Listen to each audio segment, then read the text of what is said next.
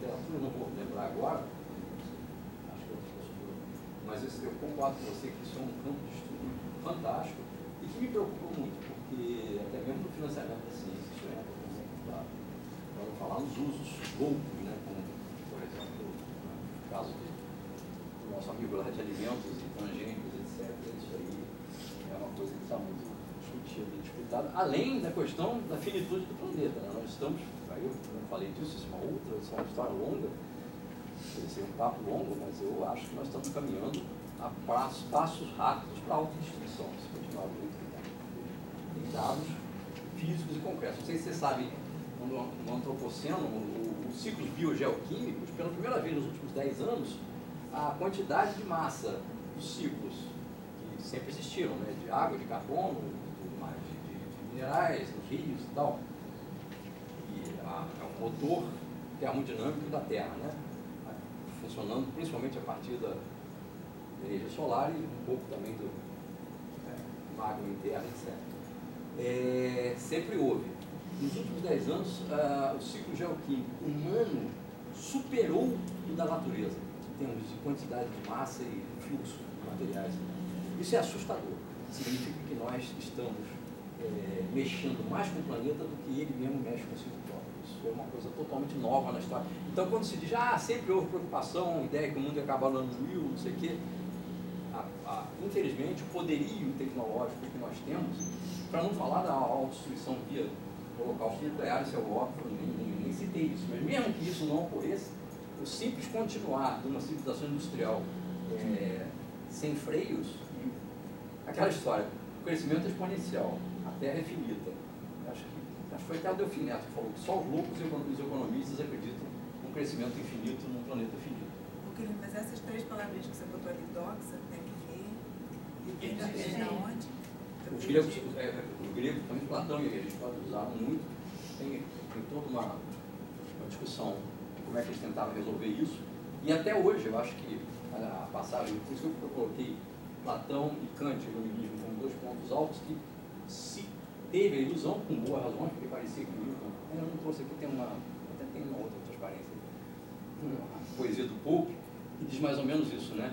No início, a verdade estava escondida nas sombras.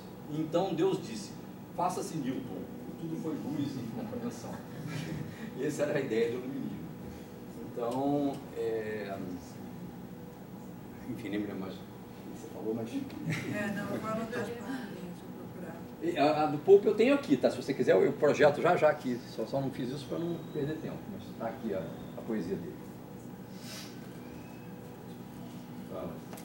Professor Keller, no começo foi citada a metafísica como algo sem sentido. Segundo os positivistas. Mas Burt, quando escreve as questões metafísicas da ciência moderna, então coloca. Então, vejamos. O eletromagnetismo, os raios. Primeiro era Zeus que tinha força dos raios. Os índios brasileiros, Tupã controla os raios. Aliás, o índio brasileiro fala mais do trovão, do Tupã, mais do efeito do que do próprio eletromagnetismo. Mas nós poderíamos partir do Tupã e fazer a tupãnologia. Vemos as forças tupânicas e começamos a calcular os seus efeitos. Teremos o mesmo caminho que, ao invés de usarmos forças gravitacionais, que nós não as vemos, são metafísicas, nós só vemos os seus efeitos. Que, aliás, desculpa, foram um ótimo exemplo. Newton foi violentamente atacado pelos cartesianos porque ele não dava explicação para a causa das forças gravitacionais. E aí ele, para se defender contra os cartesianos, que diziam que davam uma teoria esdrúxula lá dos vórtices, ele disse hipóteses não fingo, que até é uma discussão entre os especialistas, que esse fingo não é simulo, não é suponho, mas é finjo, é simular mesmo, como vocês cartesianos fazem.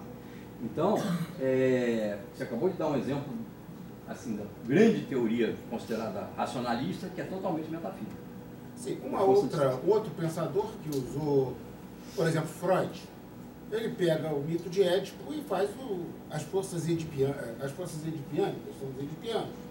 Então, ao invés dele pegar e fazer forças volitivas, forças afetivas, como Platão dividiu a mente, que a gente também não sabe o que é mente.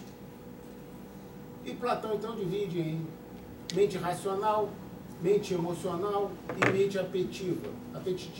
Freud fica na apetitiva, imagem, sexo, fome. Então, ele não faz uma força apetitiva. Ele fala que é força edipiana, para mostrar as nossas pulsões. Então, essa é a questão que eu gostaria de colocar. Quer dizer, até que ponto nós estamos realmente fazendo uma coisa nova ou nós apenas estamos indo aonde outros pararam, chegaram ali, como Einstein chegou na mecânica quântica. Quer dizer, quântica. nós estamos continuando no caminho que estava sendo trilhado. É um tema, é isso. Quer dizer, ou seja, se isso não é... Se o pensamento religioso e o pensamento científico... Aí tem a ver com... Fala, estou te ouvindo. Não, já está colocada a questão, quer dizer, essa distinção. Se o coloco... pensamento religioso não seria apenas para a gente distinguir um do outro, não seria apenas o pensamento religioso ser aquele que é feito pela comunidade religiosa e o pensamento científico é feito por aquela comunidade que se acha comunidade científica. Mas, por exemplo, o Galileu, quando o problema dele, ele ia para a fogueira, foi uma outra questão, foi porque o Papa deu-lhe a saída. Fala, não, diz que você está fazendo física, diz que você está fazendo ciência, então você pode sair dessa. Essa é a tese do Redondo. Se disser que está fazendo teologia, então você está dizendo que eu estou errado. E o Papa é infalível. Aí o Galileu falou, não, eu estou fazendo teologia. Essa é a verdade de Deus. Tudo se passa como ser. E isso é o julgamento de Galileu, me deu o trabalho de ler e fiquei assustado que não era propriamente uma questão de verdade científica ou verdade religiosa. Isso aí é uma discussão interessantíssima. O cardeal Bellarmine deu a ele a saída e se discute até de que ele era um realista que acreditava em umas coisas e foi pelo meio do caminho porque ele não gostava muito de ficar na fogueira, que Jordano Bruno tinha ido pouco antes, enfim. Mas aí é difícil dizer quem era o Galileu realmente, né? A importância da Inquisição aí bate forte, mas concordo com você, que ele falou isso. Sim, então, como seria isso, essa questão? Teríamos, de fato, uma revolução científica? Nós teríamos algo tão louco? Essa ciência moderna que só surge um conceito no século XX e nós aplicamos retroativamente, quer dizer, Newton não pensava nisso, Galileu não pensava nisso. Olha só, eu falei que é muito legal você estar falando isso, claro que hoje aqui é corrido, mas no curso eu discuto muito isso. Eu me afasto em termos teóricos do Kuhn, porque essa ruptura da qual você está falando, está questionando, ou a continuidade, claro que é uma continuidade maluca, mas, enfim, desde pelo menos os gregos e outros até hoje, eu acho que dá para a gente perceber isso, cada vez mais, principalmente através dos estudos interculturais, vendo o mundo islâmico, vendo o mundo persa, vendo, citei muito rapidamente, as contribuições medievais, né? Por exemplo, que foi muito ridicularizado pelos positivistas, de que se discutia quantos anjos são capazes de dançar na ponta de uma agulha. Talvez seja no linguajar teológico deles uma discussão muito interessante que nós temos hoje. É possível a existência de entes não materiais? Isso hoje com quântica e energia e tal está sendo nada de religião, não falando disso, mas naquela linguagem dele pode ser que ele estivesse colocando esse tipo de pergunta. Só é real o que é material? Essa é uma pergunta. Materialidade é idêntico ao real? Então, estou falando agora de uma pergunta do ano 1100 e 1200, da escolástica, pré-atomista. Então, eu, respondendo a você, cada um tem seu direito de pensar, sempre que eu falo de revolução, aqui não deu tempo, eu ponho entre aspas, porque é uma forma de se expressar, mas não há como ter uma segunda revolução científica antimecanicista sem ter tido o iluminismo no século anterior. Não há como ter quântica e relatividade sem ter um mundo newtoniano. Não há como ter, e nesse mundo relativístico, não há como ter uma geometria não euclidiana sem ter noção do que seja uma geometria euclidiana. Nesse sentido mesmo que você esteja, é muito a questão da dialética, né, de polos que vão e vêm. Você se contrapõe a alguma coisa. Inclusive nem deu tempo, mas eu poderia, no momento, nos cursos, se a gente tem visto isso, falar muito do neopositivismo lógico. Eu diria que praticamente toda a epistemologia do século XX, neopositivismo lógico, para quem não está habituado, é de 1920, logo após a Primeira Guerra. Né? independentemente de aderirem ou de gostarem ou não, estão dialogando com eles, inclusive dialogando no sentido de rejeitarem totalmente. Mas é muito difícil você entender um Feyerabend, um Latour, se você não souber o que o neopositivista lógico pregava, que era, falar em duas palavras, doutrina do verificacionismo. Ciência é aquilo que é verificável e metafísica não faz sentido. Uma definição de metafísica, que eu falei que são múltiplas, que eu uso muito, bastante simplória, mas que simplifica a discussão, que é do Popper, é que pressupostos metafísicos são todos aqueles pressupostos necessários para se construir uma teoria. Que não existe teoria ou ciência sem pressupostos. Isso aí mata metade da questão da metafísica. Tal como era considerada antes. Muito bem. Eu posso fazer isso? Pode sim, deixa eu ver. Quem mais quer fazer pergunta? Letícia. É você e a Letícia. O professor só mencionou a enciclopédia e eu dei uma olhada no discurso preliminar do D'Alembert, estou trabalhando com isso, e fiquei impressionada porque, e também mencionou o Diderot e o D'Alembert, que o Diderot seria mais romântico, né? O D'Alembert mais ligado para a ciência, e a gente sabe que o Voltaire e o Rousseau fizeram verbete. Sendo que são também bastante antagônicos. O Voltaire foi o grande difusor de Newton na França. A tem esse aspecto, você mesmo, né? Eu quase falei deles dois, mas isso já é um assunto em si. Porque eles têm essa visão diferente. O Rousseau, certamente. E tem num verbete que eles falam sobre teologia, porque falam até que a teologia eles não aceitam os teólogos, não aceitam a teologia, isso também mencionou a teologia natural, mas eles aceitam todo o poderoso Criador da natureza. É como se eles, pelo menos, muitos deles acreditassem em Deus. Pelo menos eu interpretei assim. Foi ótima essa pergunta também, que eu costumo discutir, pelo menos levantar essa questão. Sempre que alguém fala de Deus, seja perguntando sobre criança, seja citando alguém, como você está fazendo, eu sempre pergunto, isso é uma palavra, né? Como podia ser, sei lá, lápis de couro. Então tem o transcendente, que é o Criador, que é o Deus dos teólogos. E tem o imanente, que é o Deus dos filósofos. São completamente diferentes entre eles, a ponto, pelo menos alguns filósofos, né? Esse aqui é o Deus de Spinoza, é quase que um panteísmo, né? E muitos acham que aliás, ele mesmo fala, o Einstein, Deus de Einstein, etc., que é uma palavra, né? O próprio mundo seria isso que se chamaria Deus, as leis da natureza, etc. Agora, o Criador, então a maneira mais fácil, quando alguém me pergunta sobre Deus, eu falo, primeiro você traduz o que você está falando. Você está falando de um Deus fora do mundo, que de fora criou tudo e pessoal, para o qual a gente reza e pede ajuda, etc., que vai nos julgar, ou você está falando da ordem natural de tudo que nos cerca, aqui, harmônica. São duas, a palavra é única e confunde, mas uma coisa não tem nada a ver com a outra. O Deus transcendental e o Deus imanente, é sempre bom perguntar num diálogo, podemos conversar sobre qualquer um deles, mas porque são dois entes com o mesmo nome, na minha opinião. Eles usam o Deus da natureza. Né? Pois é. O imanente e o transcendente não são a mesma coisa. A ponto de quando o filósofo, muitas vezes, começa a discutir o imanente, os religiosos ficam profundamente irritados. Eles preferem que o filósofo não fale de Deus, porque esse Deus imanente é tão contra a ideia do Criador, o Deus pessoal, o Criador, que eles não gostam nem um pouco do filósofo que defende o Deus imanente. É uma outra visão. Então eu sempre penso isso, é o Deus que olha o mundo de fora, ou o Deus que está no mundo. Ele está fora do mundo, ele está no mundo. Ou seja, somos ou não somos parte de Deus? Bom, nós somos parte, é relativo, porque mesmo que você queira chamar de Deus a natureza, nós somos parte dela. Então somos Deus. Não, então tudo bem, mas são dois deuses diferentes. Nós podemos ser Deus, filhos do Pai Criador, que vai me julgar e que eu peço ajuda, etc, etc, que é o Deus das Escrituras reveladas, seja dos cristãos ou não, abraâmicas e outras, ou o mundo natural. De qualquer forma, para um crente nesse Deus transcendente, que é nosso Pai Criador, nós somos parte dele.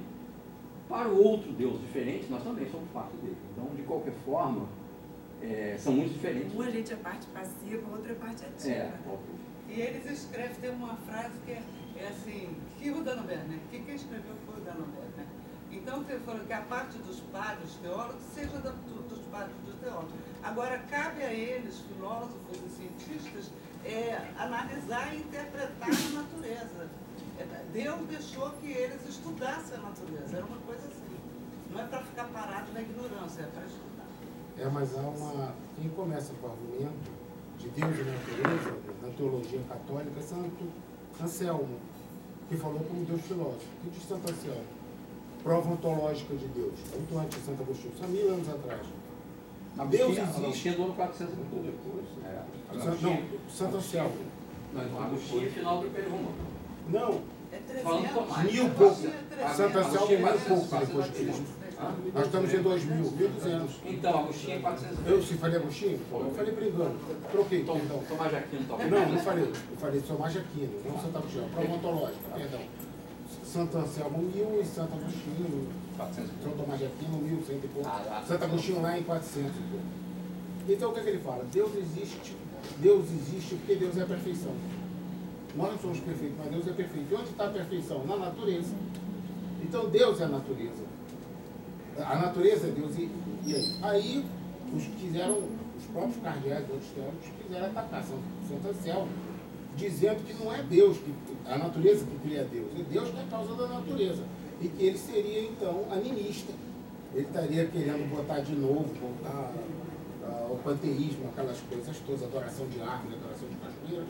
Então, essa questão, realmente, da visão de Santo Anselmo, filósofo, a respeito do um Deus imanentista, negando o Deus transcendente.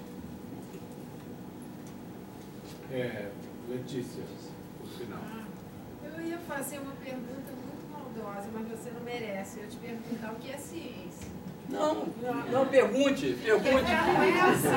Pergunta, Essa resposta é a mais fácil de todas. eu ia para uma bem Olha, mais fácil. eu vou me vingar de você dizendo que você não Eu prestou vou ficar feliz com você. Não, eu vou. É muito fácil. Eu vou me vingar de você dizendo que você não prestou atenção. A primeira coisa que eu escrevi no início da coisa, eu falei, eu escrevi o seguinte, olha, ciência igual a. Eu escrevi isso aqui. Tá? E aí eu falei, saberes. Eu não vi. Vamos ter que usar aquela lei do café com leite agora, voltar tudo. Mas porque eu vi você mostrar com muita riqueza várias noções de ciência. É isso que eu dizer. E essa é uma pergunta incômoda para qualquer historiador ou filósofo de ciência. Todos nós ficamos. Eu resolvi essa questão em parte para mim da seguinte forma, com meus alunos e nas minhas falas e tal. Vamos ver o problema do tempo. Todos os problemas são válidos, da demarcação, da metafísica, de ciência e tal. Mas eu quero o seguinte, você está estudando, digamos, fazendo um trabalho. O que é ciência, ou o que é não ciência, ou o que é metafísica, de acordo com 3 pontinhos. Platão, Aristóteles. Pois é, eu queria quero saber segundo Keller. Segundo Keller, a ciência, ponto de interrogação, de é algo que funciona, existe, é um fenômeno cultural, é uma expressão. Eu vou responder com uma resposta que um professor de física, eu tinha 18 anos, primeiro semestre, achei muito bonito, nunca esqueci. Ele até foi diretor aqui do Instituto de Física, o pessoal da física o conhece, já se aposentou. Ele falou, o que é um físico? Para que serve a física? Ele perguntava, para que excelência, assim, será que é para formar melhores engenheiros e tal? Ele dizia, para que serve um pianista ou um pintor? Se você quiser ser bem utilitarista, não serve para nada. Não adianta ter pianista nem pintor. Menino. Como algumas ditaduras tentaram fazer isso, inclusive. Ou pelo menos instrumentalizaram. Então, o que é a ciência, eu diria, deixaria, mas eu não me furto da discussão. Eu só faço questão, você perguntou para mim, né? Não, para mim é um fenômeno que existe e é objeto de nossa atenção. Agora, eu não tenho uma definição clara. Eu tenho essa clareza, que eu poderia conversar até longamente, de acordo com, não todos, de acordo com um bom número de autores. E são divergentes. Claramente. Só um exemplozinho, só para terminar. Para um positivista, tudo que é metafísica é anticientífico e não faz sentido. Para o Popper, e mais ainda para outros posteriores a ele, a metafísica é aquilo que ainda não pertence à ciência, mas pode ser uma inspiração criadora para a ciência e pode um dia, o que hoje é metafísica, pode um dia ser ciência. E isso talvez seja mais meu, uma adaptação disso, eu diria que metafísica faz parte daqueles pressupostos que você não justifica. Se tivesse mais tempo, eu podia mostrar alguns aqui, sem os quais, até mesmo positivistas dizem, sem os quais não se faz ciência. Eu vou só falar muito rápido, 3 que o Carnap fala. Ele diz, eu vou falar de 3 entes, 3 entidades que eu posso provar tudo, empiricamente, mas tem 3 que eu não vou poder provar, e vocês, ou vocês acreditam ou não dá. Primeiro, eu vou como é que se diz? Axioma, eu vou axiomatizar. Primeiro, que existe um ente, eu não vou dizer o que é, que eu vou batizar aleatoriamente de minha mente. Vou dizer, segundo, que existe outro tipo de ente que são objetos externos da minha mente, que se fala do mundo lá fora. Nem tudo, quer dizer, tudo, mas não. E uma terceira, que é mais ousada, que essa é mais difícil de provar, eu vou também dizer que existem outras mentes, similares a mim, com as quais eu posso dialogar. Essas 3 asserções, filosoficamente, eu, Carnap, não posso provar. Então, ele que é contra a metafísica, essa eu acho que é a metafísica dele. Ele tem que partir daí, para daí começar a dizer que ele faz ciência sem metafísica. Se eu respondo de parte. Muito bem, professor. Obrigado. Obrigado.